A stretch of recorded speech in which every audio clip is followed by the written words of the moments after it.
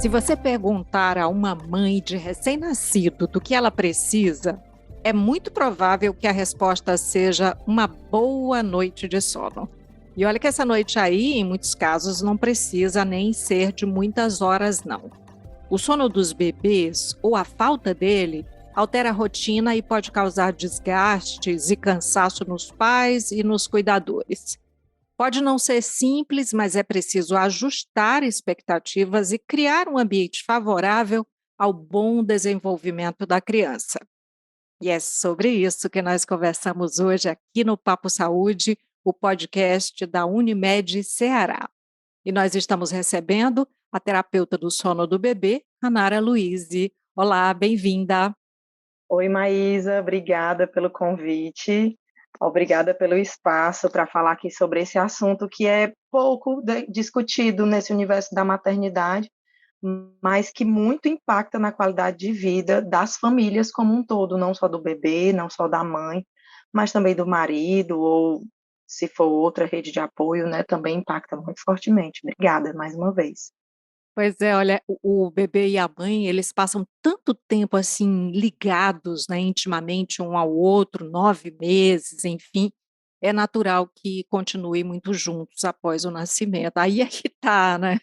Como é que você cria uma rotina que favoreça o sono da criança e da mãe também, da família também, como você disse, né. O que é uma boa rotina de sono para recém-nascidos?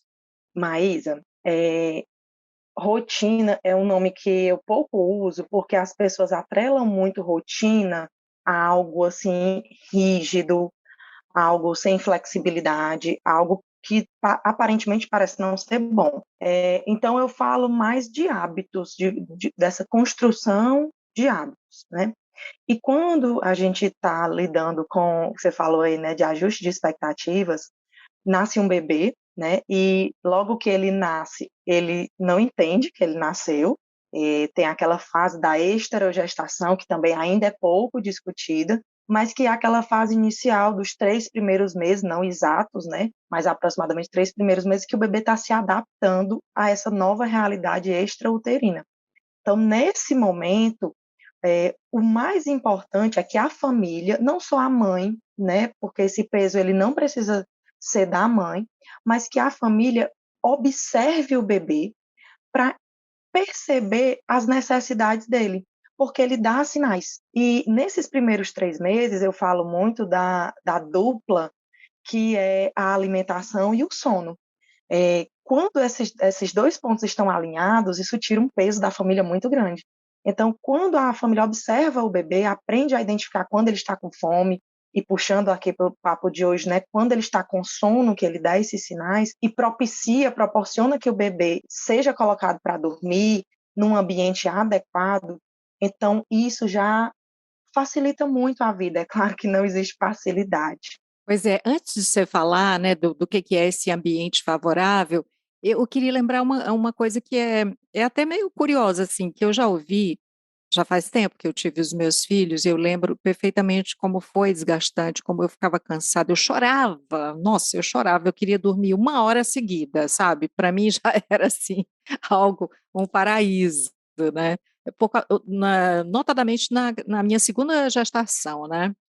Mas então, eu já vi algumas mulheres falando, né, que assim, você tem que estimular o bebê, de dia para ele ir, assim, acostumando que daí a pouco você vai descansar e que à noite. Isso é lenda, né? Sim, isso é lenda, mas existe um ponto de verdade aí. Qual é o ponto de verdade? O ponto de verdade é que os bebês, quando nascem, eles não sabem o que é dia nem o que é noite. Isso é verdade cientificamente, porque o que faz o organismo reconhecer o que é dia e o que é noite é a produção hormonal. Então, quando o ritmo circadiano está estabelecido, existe a produção de hormônio que diz que é noite, é hora de dormir, então por isso a gente consegue dormir 10, 12 horas seguidas, e diz o que é dia, porque a gente produz outros hormônios que estimulam a gente a acordar, a reagir, enfim, né? Então, o que é verdade nisso? O bebê ele não nasce sabendo o que é dia e o que é noite. Mas o que é mito? O bebê dormir no claro, isso não ensina para ele o que é dia e o que é noite. Isso, na verdade, atrapalha o sono dele, porque o sono de qualidade, a Associação Brasileira de Pediatria já tem vários trabalhos publicados, né, explicando que o ambiente do sono ele deve ser favorável ao sono, e isso quer dizer escuro, escuridão total, né? Mas o bebê deve ser exposto à luz do dia durante o dia. Isso não necessariamente quer dizer o banho de sol, porque inclusive já tem nota da Associação Brasileira de Pediatria que fala que a gente que mora aqui nos trópicos não deve mais colocar nossos bebês para tomar o banho de sol, né, o famoso banho de sol, mas expor ele à claridade significa que durante o dia as janelas vão estar abertas, as portas abertas, as cortinas abertas, e ele vai ter contato com a claridade. Da mesma forma, quando o dia vai se encerrando, ele também vai ter contato com a falta da claridade, ou seja, evitar que quando a noite vai caindo, a gente acenda um monte de luzes na casa, aquelas luzes artificiais, porque isso dificulta com que o organismo entenda que é noite, né? Então, o bebê ele atinge essa maturidade mais ou menos lá pela 8ª semana de vida, ou seja, já com 2 meses. E esse tempo todo, se você fosse desgastar colocando ele para dormir na claridade, isso vai ser um desgaste para ele, porque ele não vai ter repouso de qualidade, ele não vai ter sono de qualidade, e um desgaste para os cuidadores, porque quando o bebê não dorme bem, quem cuida dele dorme menos ainda. Definitivamente. E bebês, assim, muito pequenos, eles, não dá, né, para você dizer: "Ah, eu vou deixar ele vai mamar, e aí vai dormir X horas e depois que vai mamar de novo, ou só vai mamar de tanto em tanto tempo", não tem como estabelecer isso, né? Não, não tem. Inclusive, eh eu trabalho com o sono do bebê, mas o sono ele não é um fator isolado. O sono ele tem relação com a fome, né, a fome pode causar despertares, então ele vai ter um sono de má qualidade se ele não estiver se alimentando bem. Tem relação com as atividades do bebê, né, com a não de um bebê tão pequeno, mas bebês maiores precisam gastar energia para poder dormir bem. Tem relação com as emoções do bebê. Então, se ele teve um dia que ele foi submetido a muito estímulo, isso também impacta no sono dele. Então, o que eu estou querendo dizer com isso? Hoje, com relação à alimentação, o adequado é que quando ele está sendo amamentado pela mãe, né, ele está em amamentação, aleitamento materno exclusivo, que esse aleitamento ele seja em livre demanda. Isso é o que é considerado que ele está se alimentando bem, porque não dá para a gente medir quanto sai de leite, né? Então, isso é o adequado. Não se aplica à fórmula artificial, né? Que aí é o médico que tem que prescrever para cada caso. Então, realmente não tem esse horário. Ele mama, se ele tiver aleitamento materno, ele mama da necessidade dele, mas, Maísa, quando a família já tem esse conhecimento prévio sobre a alimentação, né, na questão da amamentação, e passou por algum tipo de curso sobre isso, teve ajuda especializada. Quando ela conhece sobre sono, o bebê ele vai responder de forma a criar hábitos, a criar o próprio funcionamento dele, entende? Ele não vai ter horários, ele não é um robô, ele não vai funcionar todo dia do mesmo jeito, mas ele vai ter algo previsível na vida dele, que inclusive é extremamente positivo para o sono do bebê ter previsibilidade no dia dele. Certo. Você falou aí dos 2 meses, né, quando de repente já fica rapazinho ou mocinha, né, e passa a perceber aí, né, esse movimento da casa, né, e se encaixa, né, nessa tentativa de criar hábitos. Existe algo assim que seja que a gente olha e se mire, um exemplo, por exemplo, ou melhor não? Olha, mas eu acho tão perigoso isso de observar os exemplos, e eu vou me dar como exemplo disso. Eu tenho 2 filhos, e por mais que eu não queira, por mais que eu saiba que isso não beneficia ninguém, mas é inevitável que às vezes eu olhe para um, olhe para o outro e espere que eles reajam da mesma maneira a uma certa situação. Com relação ao sono, isso foi muito, muito, muito latente. A minha primeira filha dormia super bem, né, a gente tinha um certo conhecimento muito básico, ela dormia muito bem, Mas o meu segundo filho era total oposto. E eu ficava, meu Deus, eu sou a mesma mãe. E eu faço do mesmo jeito. Por que meu filho não responde do mesmo jeito? E eles são filhos dos mesmos pais, da mesma mãe, e só 2 anos de diferença, né? Não é tanto tempo assim. Então, imagine quando você olha para uma outra família, uma outra realidade que não tem nada a ver com a sua. Então, e isso eu faço terapia de grupo com mães, eu participo de um grupo, né, na verdade, e uma das mães falou assim, outro dia, olha, tem uma amiga que ela tem 4 filhos e funciona super bem, e eu pedi dicas a ela, e ela me deu um manual, e eu fiquei tão frustrada porque eu não conseguia fazer nada daquilo. Então, é a base da frustração, é a gente querer fazer da nossa vida igual à do outro, e no sono não é diferente. Provavelmente provavelmente nem se ela desse os 4 filhos para ela e entregasse o manual, e não ia dar certo do mesmo jeito, né. Exatamente. Então, eu prefiro, né, quando eu faço os atendimentos na terapia do sono, eu prefiro falar para a família que encontre o seu modus de viver, o seu modo de identificar o seu bebê, de reconhecer as necessidades dele e de achar a forma que relaxa ele, que é o mais difícil. Antes de você dizer, assim, o que seriam essas formas de relaxar, que cada um vai ter que encontrar, mas que obviamente com a sua experiência você pode dar uma pista aqui para a gente, o que mais atrapalha a qualidade do sono das crianças, com as quais, assim, você tem que trabalhar?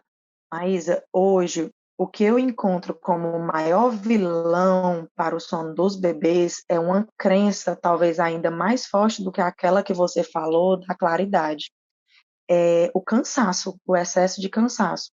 Há quem pense que a criança não deve dormir, que o bebê, a criança não deve dormir durante o dia, para que ela consiga dormir à noite. Mas isso é extremamente contraproducente. Porque o bebê que não dorme durante o dia, ele chega à noite extremamente cansado, com um acúmulo de cortisol muito grande. Então, quando ele dorme, esse excesso de hormônio estressor, né, que é conhecido como hormônio do estresse, o cortisol, ele faz com que o sono não tenha qualidade. O bebê ele não consegue perpassar por todas as fases do sono que ele precisa para ter um sono que restabelece o bebê fisicamente, neurologicamente, que sedimenta o aprendizado durante o dia.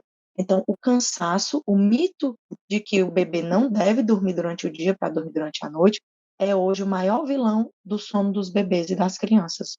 Falando do recém-nascido, Maísa, que é esse tempo médio, né, que foi feito o estudo com esses bebês na faixa de até 1 mês e meio, eles aguentam ficar, em média, 40 minutos acordado, né? Mas não tome esse número como o seu bebê recém-nascido, que ele vai ficar esse tempo e você vai botar ele para dormir depois desse tempo, porque o seu filho não é a média, o seu filho é o seu filho. Se ele fica 40 minutos ali acordado de boa e precisa dormir, quanto tempo dorme e fica assim já revigoradinho, lindinho, enfim?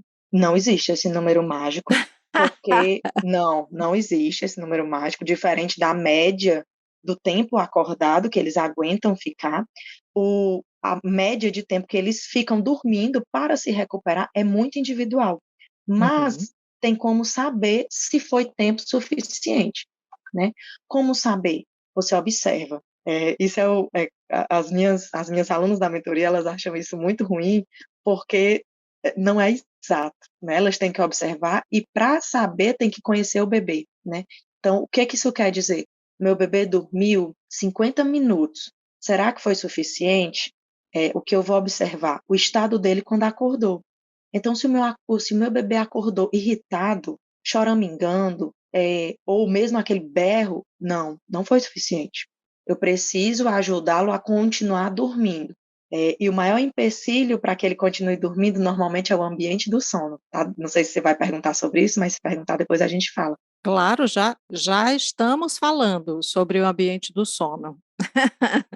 Pronto, então o ambiente do sono, que é a luminosidade, é o que mais atrapalha o bebê sair de um ciclo de sono e passar para o outro, porque quando ele tem a necessidade de dormir mais, ele completa um ciclo que varia de 40 a 50 minutos, e quando ele tem a necessidade de dormir mais, nessa troca de ciclo, ele não consegue dormir porque a claridade o excitou. Para bebês, você perceba que a luz, ela é um estimulante. O bebê, ele veio de um local totalmente escuro. Então, só a luz, ela mesma, ela já traz para o bebê uma vontade de viver, né, de estar acordado.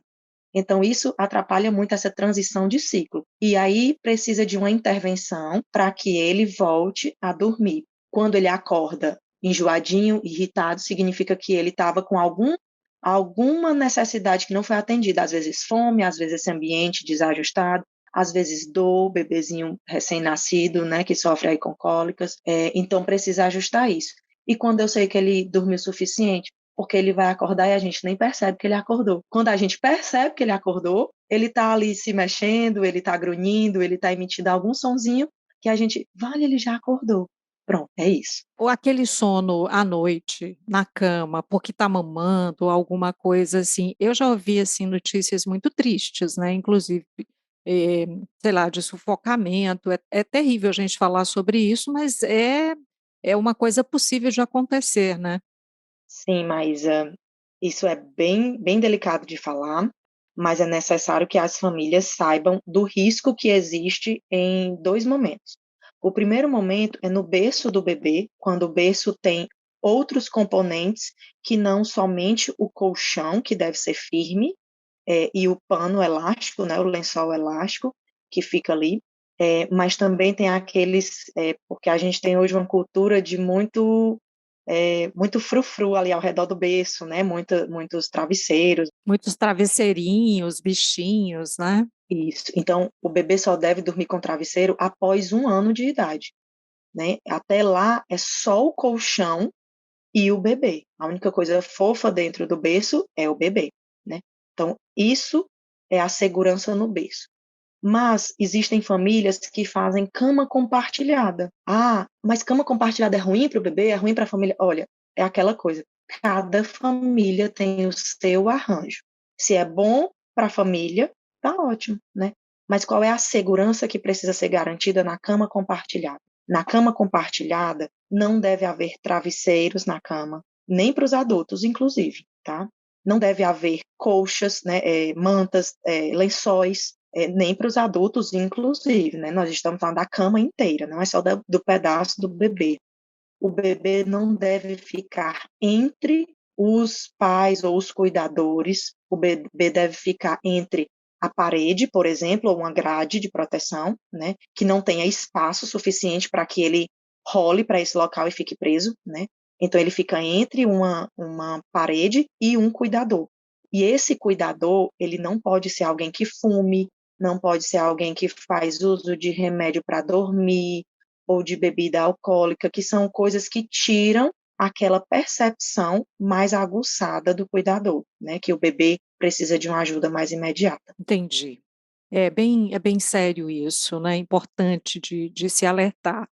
Ainda sobre o ambiente do sono, algo mais para acrescentar? Eu falei da luminosidade, que deve ser nula, né, então é breu total, idealmente, né. Mas todo mundo deixa aceso aquele abajurzinho fofo, né, Hanara?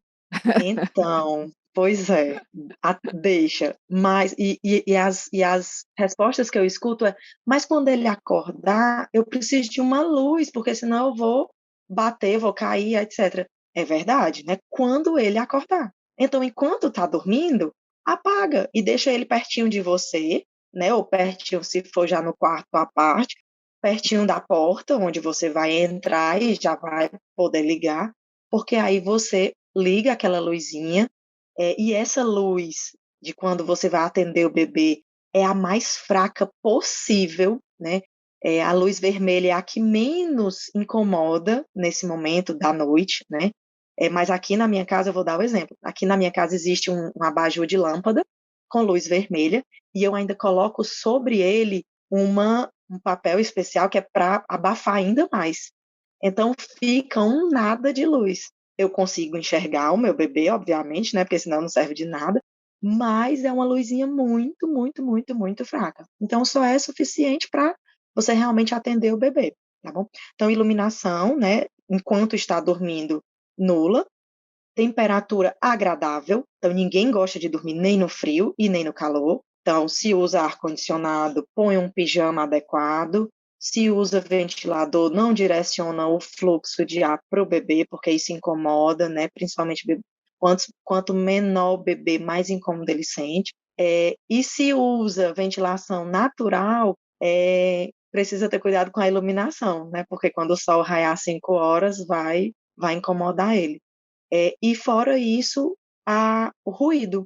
Então, a questão do som, ela é importante também. Quando a casa é muito barulhenta ou fica numa rua muito barulhenta, é necessário que exista algum tipo de forma de abafar. Normalmente um ruído branco, ruído marrom. Música não é indicado, música com voz não é indicado, porque isso chama a atenção do bebê, mas música, como é que chama? Instrumental, tem bebês que gostam mais do que o ruído branco, então vai também dar experimentação.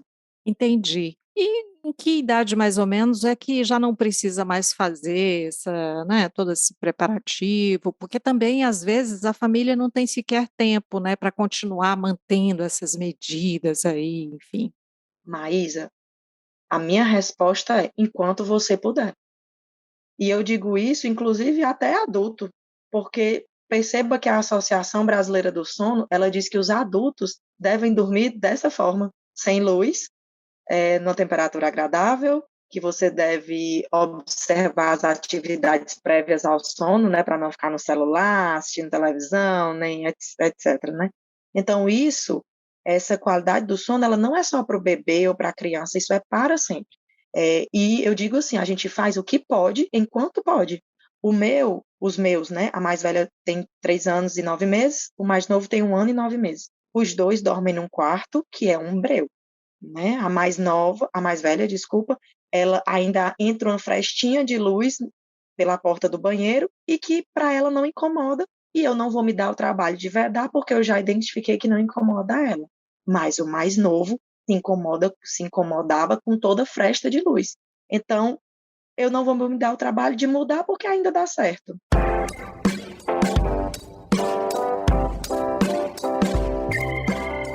Assim, quais são os sinais, né, de que, bom, a gente sabe, assim, mas é preciso você estabelecer aqui com a gente, né, o que que chama atenção, que tem que procurar ajuda? Maísa, quando dói, se está incomodando, se está te trazendo pensamentos negativos, porque você falou lá no começo, né, da sua experiência, e eu assisti um podcast outro dia que você estava falando de maternidade, aí você falou do seu baby blues, Foi. então você pensa que a mãe está nesse momento que ela está de luto pela mulher que ela nunca mais vai ser, né, porque ela agora tem uma outra vida, ela está com um ser que depende muito dela, não deve depender só dela, porque a rede de apoio deve dar esse apoio para ela, mas depende muito dela. E muitas vezes, quando ela não tem esse conhecimento básico de alimentação e de sono, o bebê passa o dia inteiro no peito, passa o dia inteiro irritado porque ele não dorme direito, porque ele sente dor, porque N fatores, né? E aí, Maísa, ela começa a ter pensamentos, ela começa a ter uma depressão pós-parto, ela começa a ter pensamentos negativos, ela começa a ter raiva do bebê dela, ela começa. Então você entende, a privação de sono, ela é muito severa, Muda tudo. muda tudo, né, Maísa? Então quando doer, quando você não tiver mais, quando você achar que não, isso não é normal, isso não pode ser o normal, então ela deve procurar ajuda. Ajuda de quem? Procura quem primeiro? Que especialista? Então, primeiro, uma psicóloga. Eu acredito que toda mãe, antes mesmo de ser mãe, eu acho que todo ser humano, né, deveria ter a ajuda de um profissional para te ajudar a lidar com as tuas emoções, né, e esse momento principalmente. Então procura um psicólogo. Se é uma pessoa que a gente sabe, a gente está falando aqui para pessoas que têm acesso, né, têm um plano de saúde, então elas têm o acesso a esse profissional. Então, junto a esse profissional, se o bebê dela não está dormindo bem, ela não consegue ter um descanso, mesmo revezando, né, ela e o esposo, ou a esposa, ou a mãe, ou quem quer que seja a rede dela, né, não estão conseguindo descansar, procura também um profissional do sono, uma terapeuta do sono do bebê, que a terapeuta ela dá esse atendimento individual, né, ou uma consultora do sono que vai dar para ela dicas no geral, né, Então, ela procura um profissional desse setor. E, claro, o pediatra que vai estar ali acompanhando. E já existem muitos pediatras que já estão atualizados com esse conteúdo de sono, que já entendem que não é normal o bebê acordar de hora em hora, que quando completar 1 ano passa, quando completar 2 anos, 3 anos passa, que não é para ser assim, né? Então, quando doer, Maísa, quando doer, procura ajuda. Muito bem, você falou de alguns mitos, né, em relação ao sono, até o que é importante você deixar dito aqui para quem está nos acompanhando em relação a isso, aquela orientação comum, né, um conselho comum que de repente a pessoa segue, que não é nem o manual daquela mãe dos 4 filhos, mas se viu para fulano, será que vai servir para mim? Qual é a tua orientação? Tem uma coisa muito latente nesse ponto que é oferecer ao bebê leites, não para a mãe que decide a amamentação exclusiva, tá? Que disse muito que é o bebê que mama no peito, ele não consegue dormir a noite inteira porque o leite é fraco.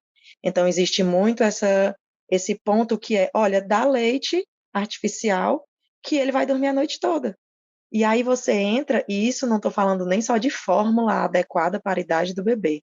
Eu estou falando de engrossantes, estou falando de leite integral, que só deve ser oferecido depois de 1 ano, né?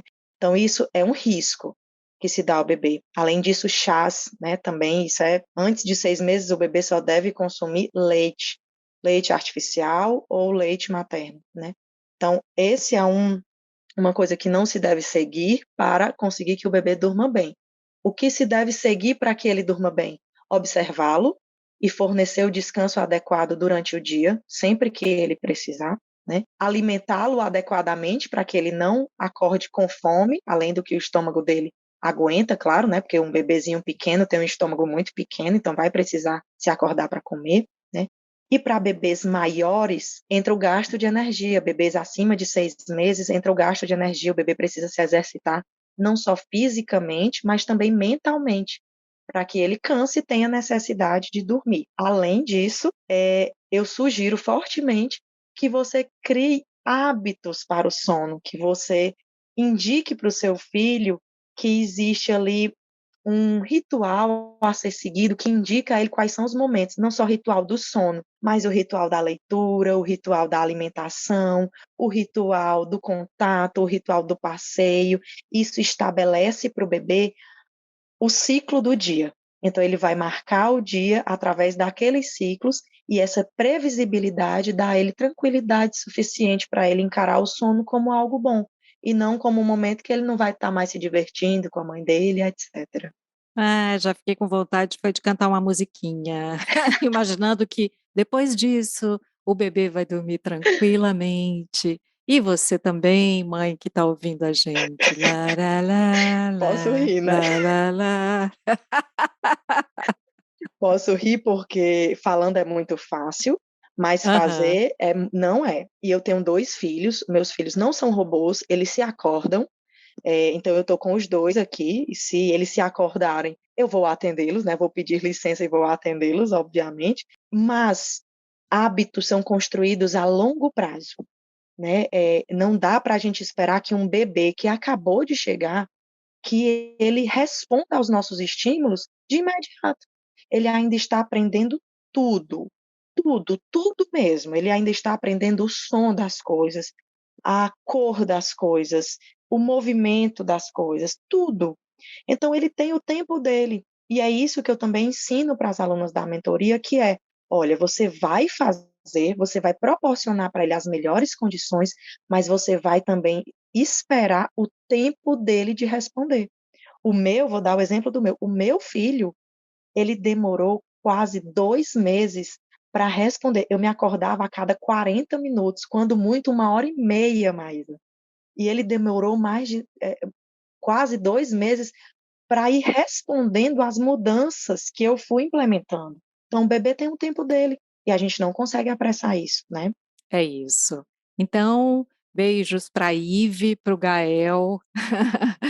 Ranara Luiz, muito obrigada por estar com a gente, por essas orientações bem importantes. Maísa, eu que agradeço a oportunidade mais uma vez E espero que esse assunto seja pauta de muito conteúdo, não só nesse momento, em outros momentos, porque as famílias precisam conhecer sobre o sono do bebê, da criança, para fornecer a eles esse sono adequado, né, para que elas se desenvolvam adequadamente. Obrigada. E assim nós chegamos ao final do episódio de hoje do Papo Saúde. Eu lembro que foi gravado de forma remota. Não esquece de seguir a gente na sua plataforma de streaming favorita. Se você está no Spotify, aí você aproveita para dar 5 estrelinhas para a gente, classifica o Papo Saúde. Aproveita também para compartilhar quem você acha que está precisando ouvir a Hanara Louise. Você pode ainda se inscrever no nosso canal no YouTube, assim você recebe notificação sempre que tiver episódio novo por aqui. Cuidar de você, esse é o plano. Você pode entrar em contato com a Unimed Ceará pelos perfis oficiais no Instagram e Facebook ou pelo site acessando www.unimedceara.com.br. Esse podcast é desenvolvido pela Leme Digital. Até a próxima. Saúde!